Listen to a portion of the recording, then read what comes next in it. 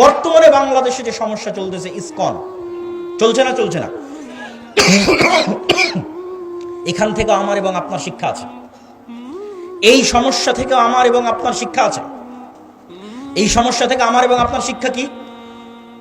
ISKCON নামক যে সংগঠন বর্তমান বাংলাদেশে চলমান আছে, এই ইসকন মূলত হিন্দু ধর্মীয় শ্রী চৈতন্যের মতবাদকে প্রমোট করে, যেটিকে বলা হয় বৈষ্ণব শাখা, হিন্দু ধর্মের বৈষ্ণব শাখা। আর শ্রী চৈতন্যকে কেউ বলে যে তিনি নিজে শ্রীকৃষ্ণ, আর কেউ বলে যে শ্রী চৈতন্য মূলত শ্রীকৃষ্ণের ভক্ত ছিলেন। তো এই ধারাটার মূল বক্তব্য কি? এই ধারাটার শ্রী চৈতন্যের মূল বক্তব্য হচ্ছে হিন্দুদের মধ্যে যে জাতপাতের ভেদাভেদ আছে, হিন্দুদের মধ্যে জাতপাতের ভেদাভেদ আছে, ব্রাহ্মণ, ক্ষত্রিয়, শূদ্র, এরকম চারটে ভাগে তারা বিভক্ত। তার মধ্যে সবচেয়ে সম্মানিত অংশটা হচ্ছে ব্রাহ্মণ, যারা তাদের দাবি অনুযায়ী তাদের ভগবানের মাথা থেকে সৃষ্টি হয়েছে, নাউজুবিল্লাহ। তো এই নিম্নবর্ণের হিন্দুদের কোনো অধিকার হিন্দু সমাজে ছিল না। ফলত নিম্নবর্ণের হিন্দুরা দলে দলে ইসলাম গ্রহণ করেছে। কেননা ইসলামের সবাই সমান, ইসলামে কোনো জাত নাই, পাত নাই, কালার নাই, রং নাই, বর্ণ নাই, ভাষা নাই, কিছু নাই। ইন্না আবাকুম ওয়াহিদ ওয়া ইন্না রাব্বাকুম ওয়াহিদ ইয়া আইয়ুহান নাসু উবুদু রাব্বাকুমুল্লাযী খালাকাকুম মিন নাফসিন ওয়াহিদা। তোমাদের পিতা এক, তোমাদের রব এক। জো বাইডেনের পিতা, নরেন্দ্র মোদীর পিতা, ডক্টর ইউনূসের পিতা একজনই, আদম আলাইহিস সালাতু ওয়াস সালাম। তো ইসলামের সবাই সমান, এখানে কোনো জাতপাত নাই, রং বর্ণ কিছু নাই। তো এই জন্য নিম্ন বর্ণের হিন্দুরা দলে দলে ইসলাম গ্রহণ করেছে। নিম্ন বর্ণের হিন্দুদেরকে ইসলাম থেকে ঠেকাতে, নিম্ন বর্ণের হিন্দুদেরকে পাওয়ারফুল করার জন্য, হিন্দু সমাজে তাদের একটা জায়গা তৈরি করার জন্য শ্রী চৈতন্যের মতবাদের আবির্ভাব হয়, যেটিকে হিন্দু ধর্মের বৈষ্ণব শাখা বলে। এটিকে নিয়ে কাজ করে ইসকন। এই জন্য ইসকনের বড় বড় মন্দিরগুলো নিম্ন বর্ণের হিন্দুরা যেখানে বেশি থাকে ওখানে আছে। ঢাকার স্বামীবাগ পুরোটা মেথরপট্টি, ওই মেথরপট্টির মধ্যে স্বামীবাগের সবচেয়ে বড় ইসকন মন্দির সেখানে নির্মিত।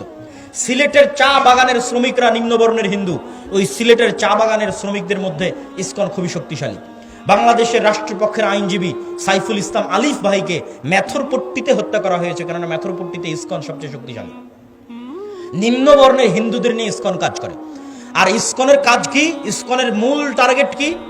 ইহুদিরা ইসরায়েল কিভাবে প্রতিষ্ঠা করেছে? ইহুদিরা ইসরায়েল প্রতিষ্ঠা করেছে কাঁদতে কাঁদতে, মায়া কান্না দিয়ে। আপনার মনে হয় যে আমেরিকা মুসলমানের শত্রু, তাই ইসরায়েলকে টাকা পয়সা, ধন সম্পদ, অর্থ, অস্ত্র দেয় না। মুসলমানের শত্রুতার কারণে যতটা না দেয়, তার চেয়ে বেশি দেয় এই মনে করে যে এরা হচ্ছে অসহায়, এদের থাকার জায়গা নাই, এদের দেখার কেউ নাই। আর এই অসহায়ত্বটা তৈরি করেছে ইহুদিরা। হলোকাস্ট, হিটলার হলোকাস্টে ইহুদিদেরকে হত্যা করেছিল। ওই এক ঘটনা পর্যন্ত ইহুদিরা চলতেছে যে আমাদের পৃথিবীতে থাকার জায়গা নাই, আমরা কই যাব, আমাদের একটা দেশ দরকার, আমাদের মেরে ফেলে দিল, হিটলার আমাদের ধ্বংস করে দিল, dot dot dot dot dot, অসংখ্য কিছু।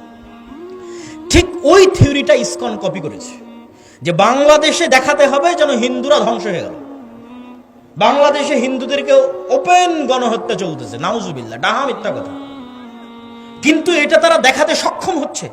ভারতের মিডিয়া ওপেন করলে, এমনকি আমেরিকার প্রেসিডেন্ট ডোনাল্ড ট্রাম্প পর্যন্ত মনে করতেছে যে এখানে হিন্দুদের কোনো অবস্থা নাই, কোনো থাকার জায়গা নাই, দেখার কেউ নাই। এটি হচ্ছে ইহুদিদের থেকে কপি।